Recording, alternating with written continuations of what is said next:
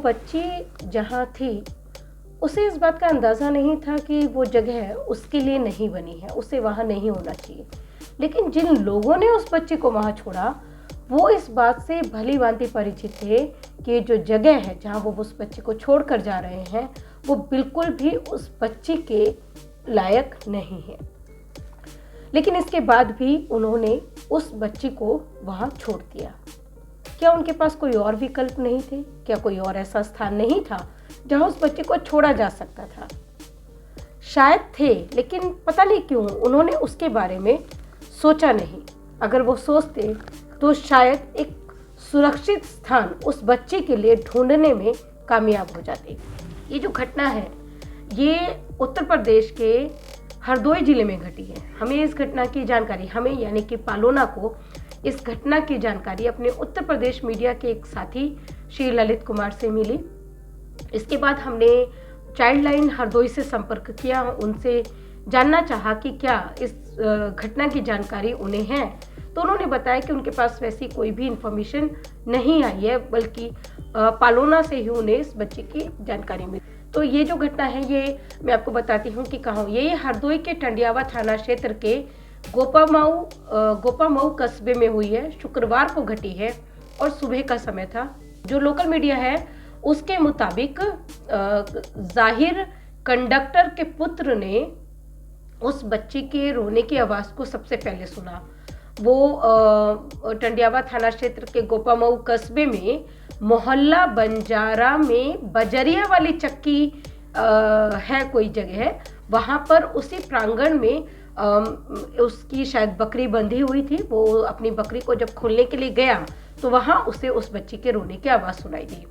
जब वो आवाज़ की दिशा में बढ़ा तो एक तरफ गंदगी का ढेर था, संभवतः वहाँ आसपास के लोग कूड़ा डालते होंगे, और उस गंदगी के ढेर, उस कूड़े के ढेर पर ही उसे वो नवजात बच्ची मिली। जो बच्ची मिली, जब बाद में हमने चाइल्ड लाइन ने हमसे जानकारी लेने के बाद जब और इसके बारे में दरियाफ्त किया और फिर हमने उनसे कांटेक्ट किया तो उन्होंने बताया कि बच्ची जब मिली थी तो वो गर्भनाल के साथ ही मिली थी। उसके शरीर पर रक्त भी लगा ही हुआ था, जो डिलीवरी के दौरान बच्चों के शरीर पर लगा होता है।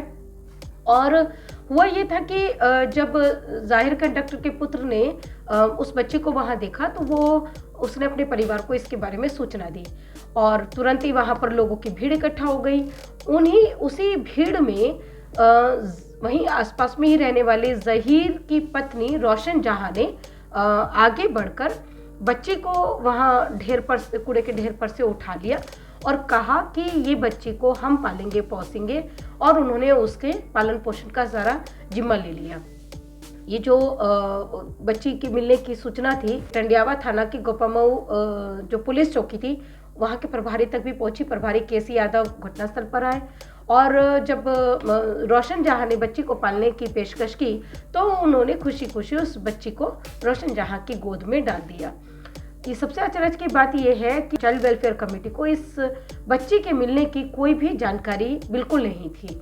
खैर, जब पालोना से उन्हें जानकारी मिली तो हरदोई चाइल्ड लाइन के कोऑर्डिनेटर अनूप जी, उन्होंने फिर CWC को भी इस बारे में इन्फॉर्म किया। उन्होंने जो वहाँ के पुलिस चौकी प्रभारी केसी यादव जी हैं उनसे संपर्क किया तो केसी यादव जी ने भी उन्हें यही कहा कि बच्चे जो हमने वहाँ रोशन जहां को दे दी है। जब इन्होंने ऐसा कहा कि आपने ऐसा क्यों किया, ये गलत है, ये सही नहीं है, आप जाइए और बच्ची को वहाँ से लेकर थाना ले आइए, तो इस पर भी जो केसी यादव जी हैं उन्होंने कोई सपोर्ट नहीं किया। उन्होंने किसी भी तरह का कोई सहयोग नहीं दिया। शायद अनूप जी को भी इसका थोड़ा सा एहसास हो चुका था कि पुलिस के लेवल पर उन्हें किसी भी तरह का कोई सहयोग नहीं मिलने वाला है, इसलिए उन्होंने अपनी एक टीम को, यानी कि चाइल्ड लाइन की टीम को घटनास्थल पर भेज दिया था। वहाँ पर जब वो बच्ची को लेने के लिए पहुँचे, वहाँ उन्हें बहुत परेशानी फेस करनी पड़ी बच्चे को वापस लेने के लिए। हालांकि इस तरह की जब भी इस तरह की कोई घटना होती है और जिन लोगों को बच्ची मिलती है या जो लोग उस बच्ची की जिम्मेदारी लेने के लिए तैयार हो जाते हैं और बच्चे को अपने पास रख लेते हैं, तो उनसे फिर बच्चे को वापस लेना बहुत मुश्किल काम होता है। ऐसी बहुत सारी घटनाएं पहले भी रिपोर्ट हुई हैं। जब स्थानीय लोगों ने बच्चे को अपने पास रख लिया और वहाँ से बच्चे को वापस लेने के लिए सरकारी एजेंसियां जैसे कि CWC चाइल्ड लाइन को बहुत मशक्क़त करनी पड़ती है, पुलिस का सपोर्ट लेना पड़ता है। और यहाँ तो प्रॉब्लम ये थी कि पुलिस भी इसमें सपोर्ट करने के लिए तैयार नहीं थी, पुलिस अपने हाथ खड़े कर चुकी थी, वो सहयोग नहीं कर रही थी। किसी तरह से टैक्टफुली चाइल्ड लाइन की टीम ने वहाँ पर डील किया और बच्ची को लेकर वो सदर अस्पताल में लाए वहाँ पर, और वहाँ पर बच्ची को SNCU में एडमिट करवा दिया। अनूप जी से हमने बात की थी, अनूप जी ने जो बताया वो यही था जो हमने अभी आपको बताया। अनूप जी ने ये भी बताया कि बच्ची पूरी तरह से स्वस्थ है और वो जस्ट बॉर्न बेबी थी, उसकी गर्भनाल लगी हुई थी जब वो मिली थी, और डॉक्टर्स के द्वारा डिस्चार्ज करने के बाद बच्ची को शिशु गृह में भेज दिया जाएगा। अब सवाल ये है कि जिन्होंने बच्ची को वहाँ कूड़े के ढेर पर छोड़ा उनके पास और क्या विकल्प थे, तो ये हम बताते हैं कि वो हरदोई की बाल कल्याण समिति यानी जिला बाल कल्याण समिति यानी CWC से संपर्क करके बच्ची को उन्हें सौंप सकते थे। दूसरा रास्ता उनके पास था कि वो बच्ची के लिए अस्पताल के बेड जैसी सुरक्षित जगह का चयन कर सकते थे, बजाय वहाँ पर असुरक्षित छोड़ने के, क्योंकि वहाँ से तो कोई आवारा जानवर या गली का कोई कुत्ता वगैरह भी बच्चे को उठाकर लेके जा सकता था।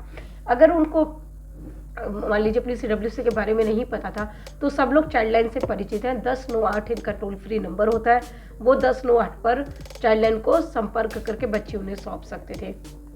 अब जब ये घटना हो गई है तो ऐसे बहुत सारे स्टेप्स हैं जो पुलिस को भी उठाने चाहिए और कॉमन लोगों को भी इनका ध्यान रखना चाहिए जब भी कोई बच्चा ऐसी परिस्थिति में मिलता है। जैसे कि जब भी कोई बच्चा कहीं मिलता है तो सबसे पहले उसको मेडिकल केयर मिलना ज़रूरी है। तो जो भी नियरेस्ट CHC, PSC, स्वास्थ्य केंद्र, हॉस्पिटल, निजी अस्पताल, सरकारी अस्पताल कुछ भी है वहाँ ले जाकर, या मान लीजिए कुछ भी नहीं है, कोई दाई है, ANM है, नर्स है, डॉक्टर है, कोई भी है, तो वहाँ बच्चे को ले जाकर उसको मेडिकल केयर दिलवानी चाहिए। सबसे पहला काम ये करना चाहिए किसी भी व्यक्ति को जो बच्ची को पाता है। दूसरा, पुलिस की जिम्मेदारी क्या है। पुलिस की जानकारी में आया कि कोई बच्ची वहाँ मिली है तो उन्हें सबसे पहले बच्चे को वही मेडिकल केयर दिलवानी चाहिए थी और इसके तुरंत बाद उन्हें CWC को संपर्क करके बच्चे की जानकारी देनी चाहिए थी। तीसरा काम जो पुलिस को करना चाहिए था कि फर्स्ट एड दिलवाने के बाद वहाँ गांव में उन्हें जिला मुख्यालय के अच्छे अस्पताल में बच्चे को एडमिट करवाना चाहिए था और इसके बाद आगे जिम्मेदारी CWC उसका संज्ञान लेती। चौथा काम, पुलिस को इस मामले में IPC 317 और 307 के तहत केस दर्ज करना चाहिए। अब सवाल यह है कि 307 में क्यों दर्ज करना चाहिए। 307 तो ठीक है कि अबंडनमेंट एंड एक्सपोजर की सेक्शन है, ये किसी भी बच्चे को जो 12 साल से नीचे है अगर कहीं भी सार्वजनिक स्थल पर छोड़ दिया जाता है तो उसमें 317 लगती है, लेकिन 307 यहाँ इसलिए लगना चाहिए क्योंकि वो एक छोटी सी बच्ची है और वहाँ कूड़े के ढेर पर उसको छोड़ना, उसकी ज़िंदगी के साथ खिलवाड़ करना है, तो ये हत्या के प्रयास के रूप में ही दर्ज होना चाहिए। और एक इम्पॉर्टेंट बात जो सरकार को करना है, WCD मिनिस्ट्री को जिस तरह से कारा में अडॉप्शन के लिए ऑनलाइन रजिस्ट्रेशन की व्यवस्था की हुई है, ठीक इसी तरह से अपने बच्चे को सेफली सरेंडर करने के लिए भी कारा में या WCD मिनिस्ट्री की वेबसाइट पर या NCPCR यानी कि राष्ट्रीय बाल संरक्षण आयोग की वेबसाइट पर कहीं पर भी इस तरह की ये सुविधा सेफ सरेंडर करने वाले पेरेंट्स के लिए भी मुहैया करवानी चाहिए, ताकि कोई भी पेरेंट्स जो अपने बच्चे को सरकार को सौंपना चाहते हैं, सेफली सरेंडर करना चाहते हैं और वो अपने जिला बाल कल्याण समिति के बारे में नहीं जानते हैं, तो एक प्लेटफॉर्म ऐसा हो जो हमेशा अस्तित्व में हो और वहाँ पर कोई भी व्यक्ति, भारत का कोई भी नागरिक वहीं पर अपना जो भी बहुत ज़रूरी ब्यौरा है, इसकी जो डॉक्यूमेंटेशन है कम से कम होना चाहिए और वो जो भी मिनिमम अपना ब्यौरा देने से जिससे कि उनसे संपर्क किया जा सके फिर बच्चे के सेफ सरेंडर के लिए, तो उतना ब्यौरा वहाँ वो उस वेबसाइट पर अपना भर दें और ये अपनी इच्छा जो सेफली सरेंडर करने की है बच्चे को वो उस पर बता दें।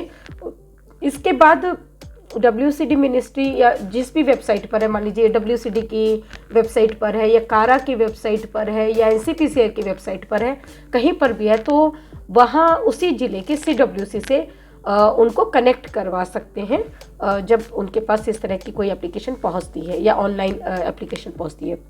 इससे फ़ायदा ही होगा। अगर ये कारा की ही वेबसाइट पर हो तो बहुत अच्छा है, क्योंकि कारा में ही वो लोग भी रजिस्टर करते हैं जिन्हें बच्चे को अडॉप्ट करना होता है।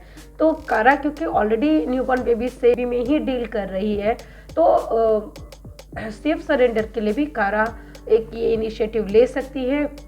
और ये करना इसलिए ज़रूरी है क्योंकि हज़ारों पेरेंट्स ऐसे हैं जो बच्चा गोद लेने के लिए क्यू में लगे हुए हैं, कतार में लगे हुए हैं और उन्हें बच्चे मिल नहीं रहे हैं, और बच्चे जो हैं वो इस तरह से कूड़े के ढेर पर मिल रहे हैं। अगर हम इन बच्चों को बचा लें, कूड़े के ढेर पर जाने की बजाय हम इन्हें सीधे गोद में पहुंचा दें, तो बच्चे बच जाएंगे, उनको इंजरीज नहीं होंगी, इन्फेक्शन नहीं होगा, चोट नहीं लगेगी उनको, और भी बहुत तरह की प्रॉब्लम्स जो बच्चों को फेस करनी पड़ती है उससे वो बच जाएंगे। और जब वो बच जाएंगे तो निश्चित तौर पर एक अच्छे परिवार का चयन करके गोद दिए जा सकते हैं बच्चे। तो ऐसा करने से निश्चित तौर पर बच्चों की ज़िंदगियां बचाने में भी मदद मिलेगी, और जो लंबी क्यू है प्रोस्पेक्टिव एडॉप्टिव पेरेंट्स की, पैप्स की, उनको पैप्स कहा जाता है जो बच्चों को गोद लेना चाहते हैं, वो जो कतार लगी हुई लंबी उसको भी कम किया जा सकेगा। अपने इस बात को ख़त्म करने के साथ मैं अपनी उस अपील को एक बार दोहरा देती हूँ कि अगर आप हम यहाँ शेयर किए जाने वाले कंटेंट से सहमत हैं और आपको लगता है कि हम सही कर रहे हैं, तो प्लीज़ हमारे चैनल को सब्सक्राइब कीजिए, क्योंकि ये छोटे छोटे प्रयास हैं इन बच्चों को बचाने के लिए। और जब आप सब्सक्राइब करते हैं और अपने सर्कल में बात करते हैं तो हमें लगता है कि हम लोग सही दिशा में बढ़ रहे हैं, और दूसरा उद्देश्य जो हमारा जन जागरूकता का है वो भी पूरा होता है। तो आप प्लीज़ चैनल को सब्सक्राइब भी कीजिए और इसके कंटेंट को अपने सर्कल में शेयर भी कीजिए। इसी अपील के साथ आपसे इजाज़त लेती हूँ। नमस्कार।